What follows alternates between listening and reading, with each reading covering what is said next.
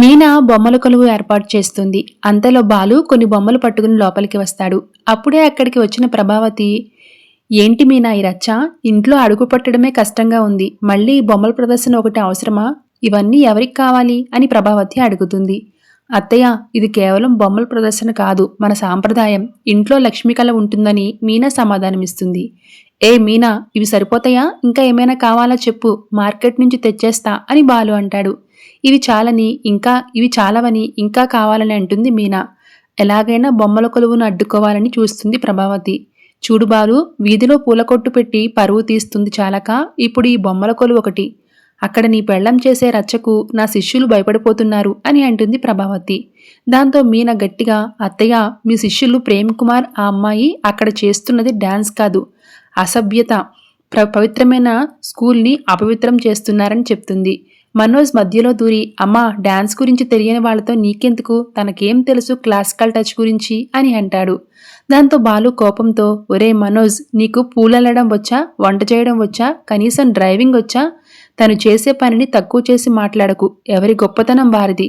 ఇంట్లో అందరూ మీనాకి డాన్స్ గురించి ఏమీ తెలియదని వెటకారం చేస్తారు. కానీ బాలు మీనా ఊరుకోరు. మీరందరూ ఎందుకు మాట్లాడుతున్నారు? మీరు చూసారా? అత్తయ్య చూసారా? నేను చూశాను. డాన్స్ పేరుతో వాళ్ళు తప్పు చేస్తున్నారు. అత్తయ్య నేర్పించే డాన్స్ క్లాస్లో వాళ్ళు అలా చేయడం కరెక్టేనా? రేపు వాళ్ళ పెద్దవాళ్ళు వచ్చి అడిగితే ఏం సమాధానం చెప్తారు అని మీనా అడుగుతుంది.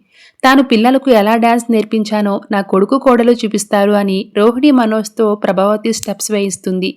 వాళ్లకు సరిగా రావడం లేదని సత్యంతో ట్రై చేస్తుంది. అతను కూడా నాకు రావడం లేదు అంటే శృతి, రవి కూడా ప్రయత్నిస్తారు. అయితే బాలు, మీనా కరెక్ట్గా వేసి చూపిస్తారు. అంతేకాదు, రాధికా, ప్రేమ్ కుమార్ ఏ పొజిషన్లో కనిపించారో కూడా మీనా చూపిస్తుంది. ఇది కాదు నేను నేర్పించిందని మీనా తన డాన్స్ క్లాస్ క్లోజ్ చేయాలని చూస్తుందని ప్రభావతి నిందలు వేస్తుంది.